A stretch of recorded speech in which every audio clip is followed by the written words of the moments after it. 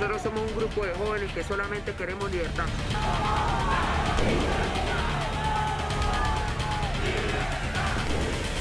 La gente se está muriendo, la juventud no tiene futuro. Hola, ¿qué tal amigos? Gracias por estar nuevamente con nosotros en Venezuela hoy, este espacio de Martín Noticias para hablar de la situación y lo que tiene que ver con mi país de origen. Tengo en el panel hoy desde Argentina al periodista y colega Leandro Gasco, también desde Miami a el abogado Edgar Simón Rodríguez y desde Brasil a el analista político Roderick Navarro.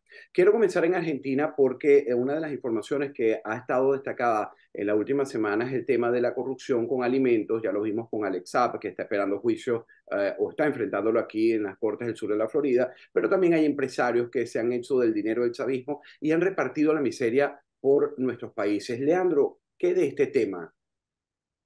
Bueno, en principio causa como una indignación muy grande, sobre todo viendo a la población, porque cuando te dicen, pero hacían negocios con los ascensores para 35 hospitales en Venezuela, pero generaban maquinaria y asesoramiento para instalar frigoríficos. Los frigoríficos no se instalaban, los ascensores no funcionaban, no sé qué pasó con los porotos, con los garbanzos, si llegaron o no llegaron, pero con Paramérica, la empresa, pero quiero decir, hay un entramado, una red de corrupción que hay que decir otra cosa que me parece muy importante, Alejandro, porque la justicia argentina prácticamente no avanzó. Si no es por una investigación de una corporación de periodistas o por algún movimiento en la justicia que digamos es leve. ¿Por qué es leve? Porque salvo el juez Aguinsky Marcelo,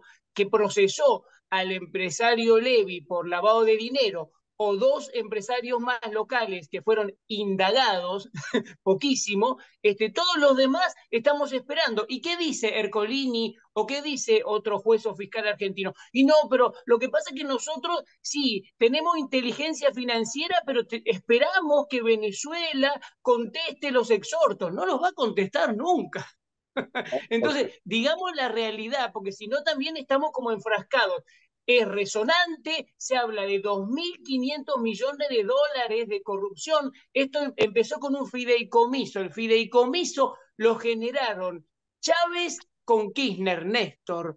Pero no fue lo único, porque había toda una operación en el entramado corrupto en donde también se buscaba que PDVSA generara o fundara estaciones de servicio en toda la Argentina que no se produjo, el negocio con el gas licuado, incluso poniéndolo en un enclave militar de la Armada, como la base general Belgrano, y después 1.500 cosas más que no prosperaron en definitiva. Sí, ahí había solo un plan de robarse el dinero, o por lo menos eso es lo que nos ha Sí. demostrado el tiempo. Ayer hubo un foro, por cierto, Roderick Navarro, en el que tú participaste, no sé si en la organización, ahora me lo aclaras, donde participó también la líder venezolana María Corina Machado, hablando de corrupción, una corrupción que además ha sido la principal aliada o el principal método de trabajo del castrochavismo. Sí, ayer María Corina participó en una sesión del Senado brasileño en la Comisión de Seguridad Pública, en donde el senador Sergio Moro, quien fue que llevó adelante el proceso de investigación Lavallato, fue que invitó a ella para que hablara sobre la situación de Venezuela. Ahí tengo que darle todo el crédito a la Secretaría de Asuntos Internacionales de Venta de Venezuela, encabezada por Pedro Uruchurtu, que consiguió esta posibilidad de darle voz a María Corina en el Senado brasileño. Y ahí se habló sobre la corrupción de Venezuela. Ella fue muy específica, fue muy descriptiva sobre la situación de corrupción que se vive en el país, pero también sobre las consecuencias de la corrupción, porque al final quienes pagan los platos rotos son los mismos ciudadanos. Por causa de la corrupción, el sistema judicial se ha quebrado, se ha corrompido para que precisamente no se persigan a los corruptos. A los cuerpos de seguridad y defensa también se les ha debilitado para que no persigan a quienes están detrás de estos crímenes. El sistema de salud, el sistema educativo terminan desvencijándose porque no hay las inversiones que corresponden desde el Estado. La crisis económica ocurre porque hay mafias corruptas que se han creado para generar una economía alterna a lo que es la economía de la sociedad. Entonces, la corrupción es uno de los pilares fundamentales de la dictadura chavista en Venezuela, así como también lo es el tema del narcotráfico, ¿sí? Porque narcotráfico y corrupción son las dos caras de una misma moneda que el chavismo quiere legitimar.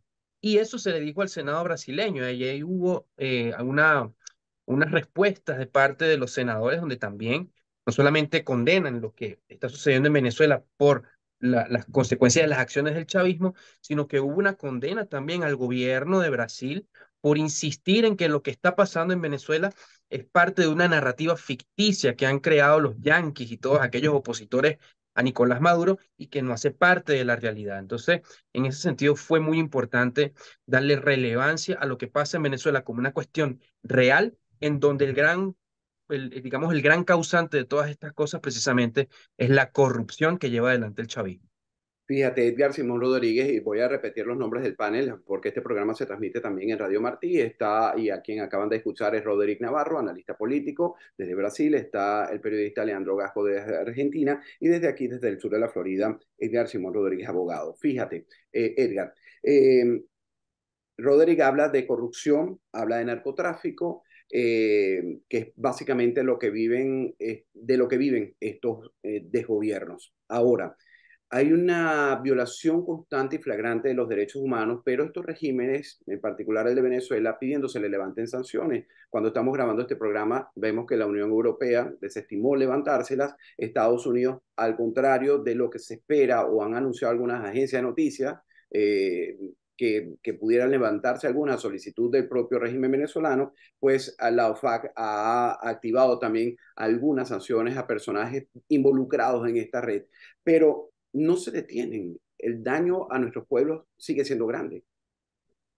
Bueno, Alejandro, yo creo que es fundamental tener conciencia y que la comunidad internacional sepa, sobre todo los Estados Unidos, hacerle saber a todo el Congreso de los Estados Unidos y a los actores más importantes que como ellos han venido solicitando ciertas condiciones para el levantamiento de estas sanciones, por lo menos una avanzada en la claridad de las elecciones, sabemos que lo que hace el régimen son puras fachadas. O sea, una pantomima de mejoramiento de algunas condiciones, aparentemente, que lo pueden anunciar por alguna vía, pero hasta ahorita no hemos visto ninguna mejoría en ese sentido. O sea, las inhabilitaciones a los candidatos políticos sigue vigente.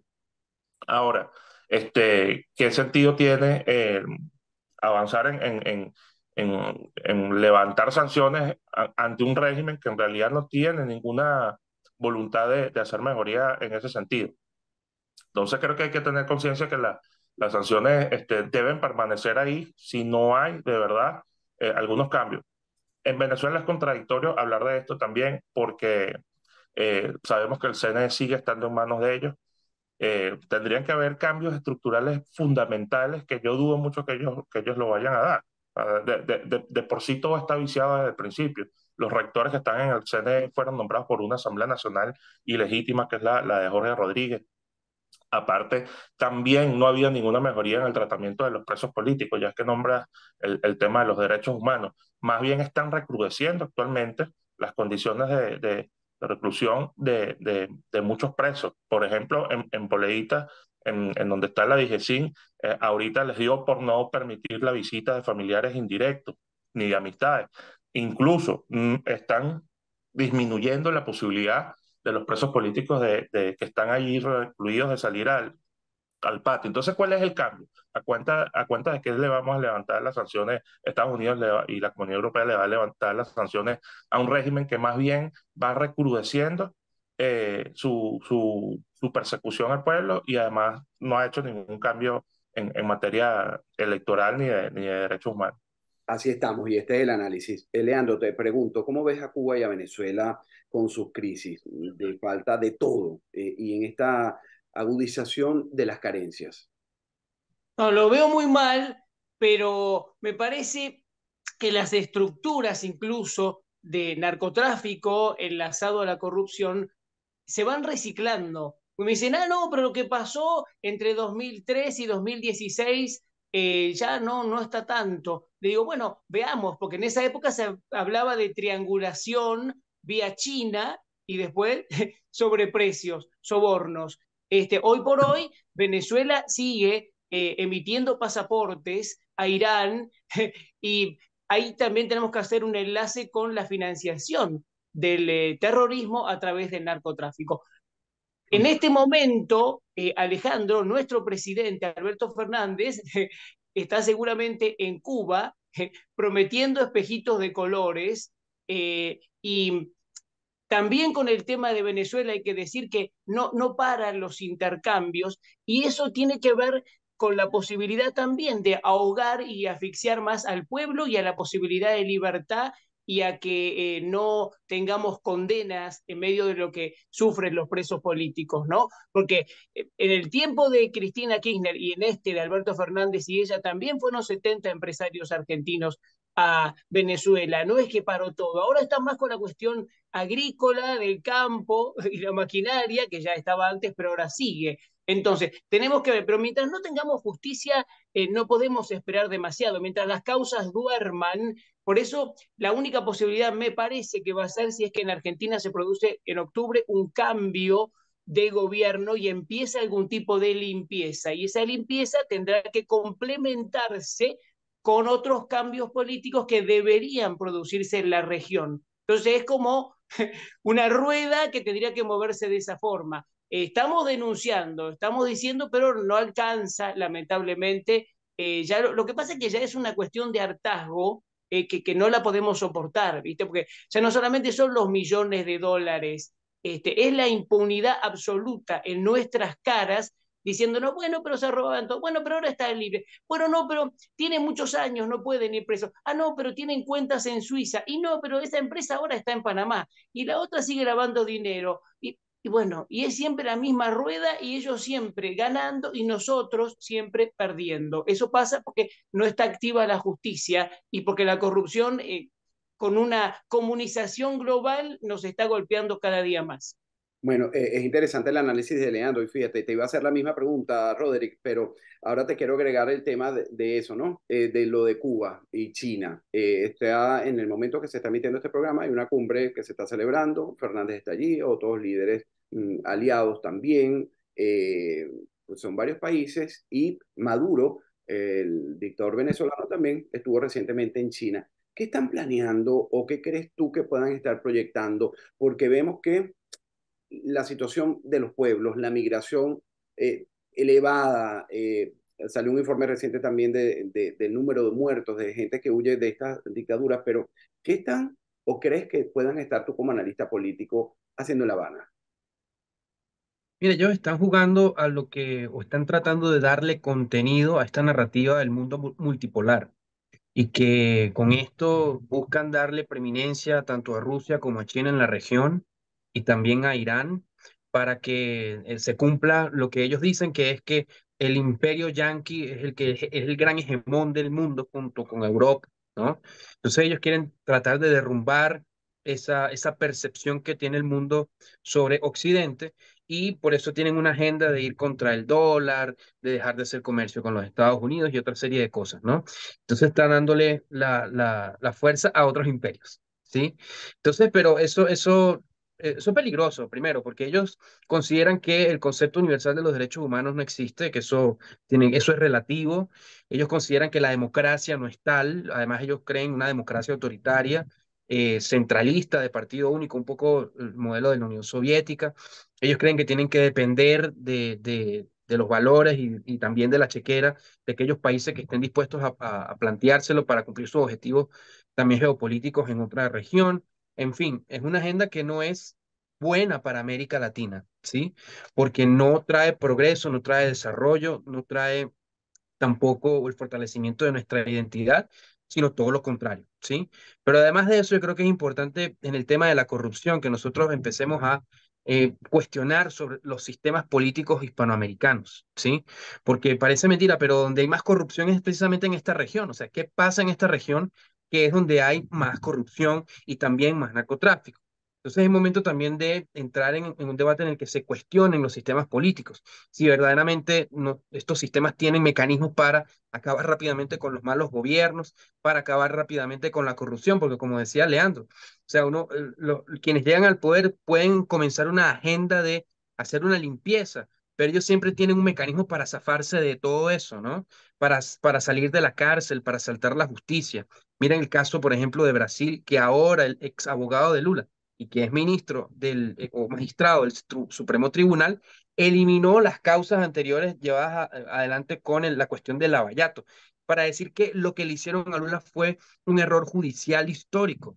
Entonces, los sistemas políticos de hoy tienen más bien mecanismos para evitar salir de los gobiernos, de los peores gobiernos, pero también están poniendo en práctica lo que es el acompañamiento de la corrupción, del narcotráfico y en general, la banalización del mal en nuestras regiones, en nuestros países. En nuestro país. Y esto que explica Edgar Simón Rodríguez, abogado, esto que explica sobre el tema de la corrupción, la reinvención o cómo se van reinventando los corruptos en Latinoamérica y que lo complementa también Roderick, nos lleva a pensar que entonces la salida está muy lejos.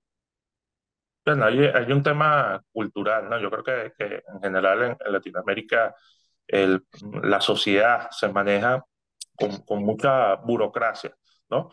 Y de por sí nuestra conducta psicológica o sociológica, eh, si hacemos una comparación, nosotros que hemos vivido aquí, Alejandro, en Estados Unidos y que vemos cómo se manejan las cosas aquí, el americano es muy pragmático, ¿no? Y va al grano.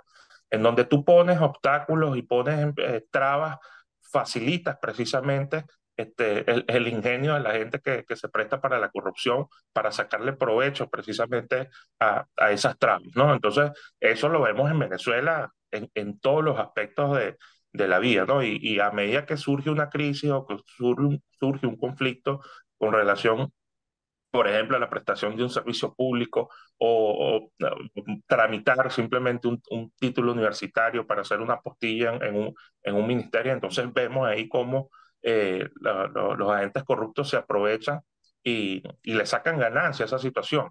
Entonces, yo creo que es un tema de funcionamiento de la sociedad que va a llevar mucho tiempo. Primero, una voluntad de un liderazgo y una clase política en Venezuela, luego de la caída de Maduro, que en realidad se proponga como meta eh, quitar toda esta cantidad de excesivos controles que hay, tanto en la economía como en la administración pública, y paulatinamente ir generando otro ambiente, y otro ambiente a nivel de cultura, ¿no? Que obviamente tiene que pasar tanto por las familias como por la educación en todos los niveles.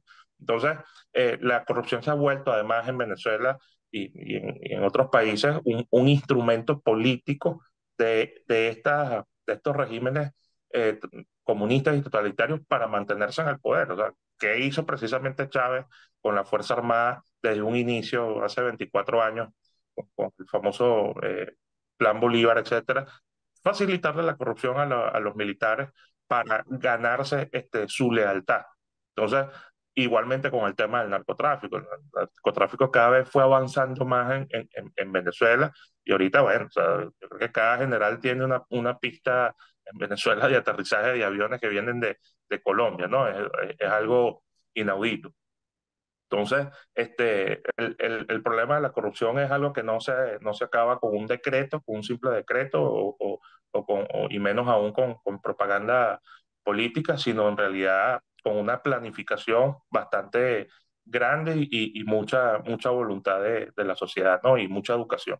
De la sociedad completa, no solo del liderazgo, sino de los ciudadanos. Leandro, cuando ustedes han analizado el tema de la corrupción, que es parte de este plan sistémico de mantenerse en el poder, de mantener la revolución castrista, que por tantos años ha influenciado y ha tenido su mano metida, y ya no hay dudas para nadie de ello.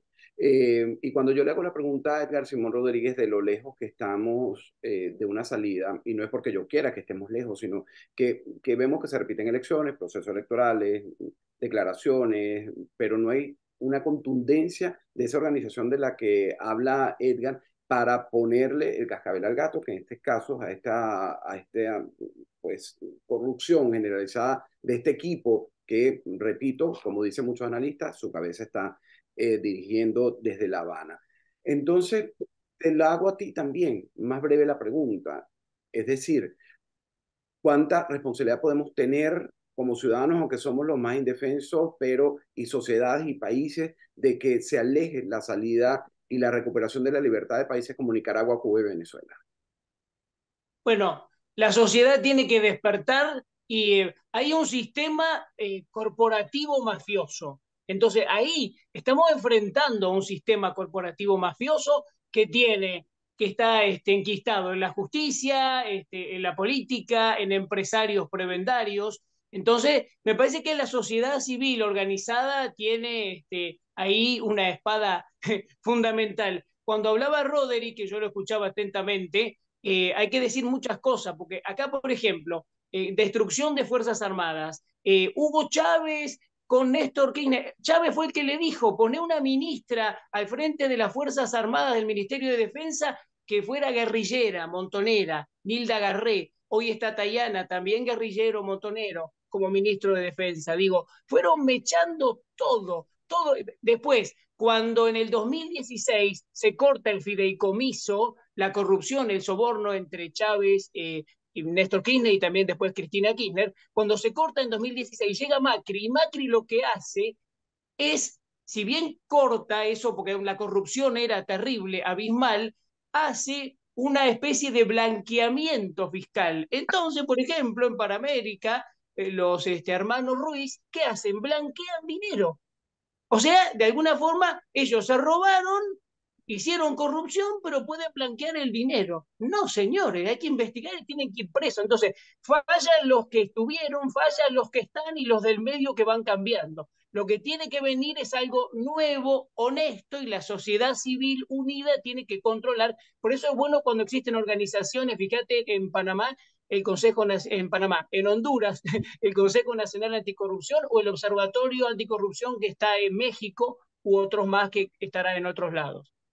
Bueno, y para terminar, ir terminando, te voy a preguntar, Roderick, tú que estás vinculado bastante a la política y comenzaste también hablando de la participación de María Corina Machado en el Senado brasileño, que lo seguiste además de cerca.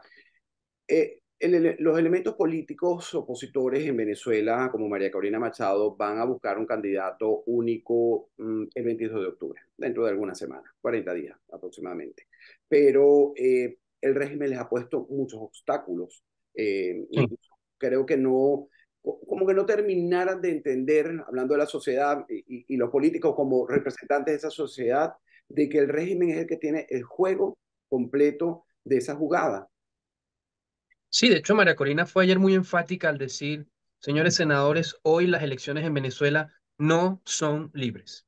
Ella fue muy enfática al decir eso, pero también dijo, nosotros necesitamos ahora resolver el problema que hay dentro de la oposición, un problema de legitimidad importante como consecuencia de lo pasado con el interinato, ¿sí? Y luego de resolver esa situación, ahí entonces puede haber una alineación de los intereses nacionales e internacionales por nuestra libertad. Y luego ya a partir de allí existe un año, porque todavía no hay fecha para cuándo será el proceso electoral del 24, pero por lo menos ya se tiene un tiempo en el medio para empezar a jugar también duro y generar presiones. Yo creo que el objetivo interesante de la estrategia que utiliza María Corina con su equipo de campaña es que se están comiendo al monstruo por pedacitos, como dicen por allí, ¿no? Una pelea a la vez.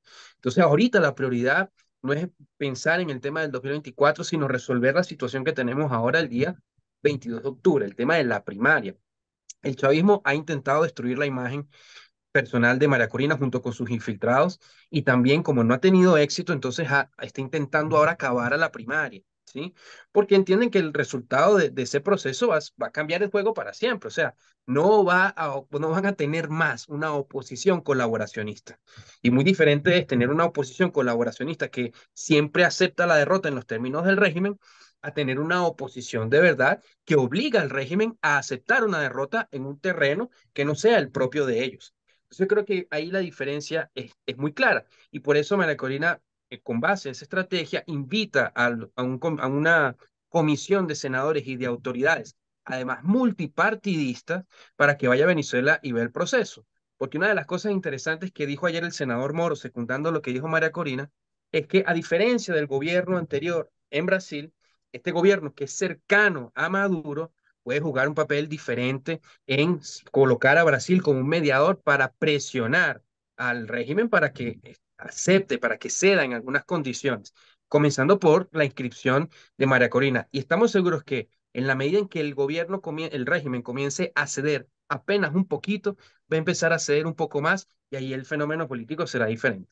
Edgar Simón, cierro contigo, pero te pido la brevedad posible porque nos queda menos de un minuto para no cortarte al final. ¿Realmente tú crees que a ese monstruo se lo están comiendo o por poquito o el monstruo está haciendo ver que se lo están comiendo por pedacitos?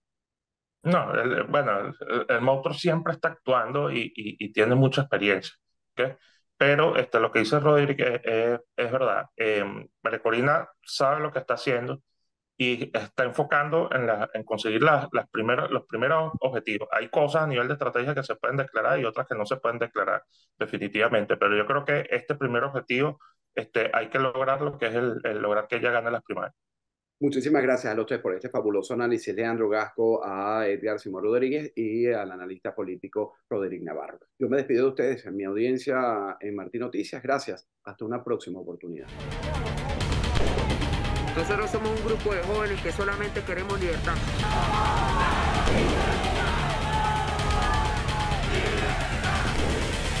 La gente se está muriendo, la juventud no tiene futuro.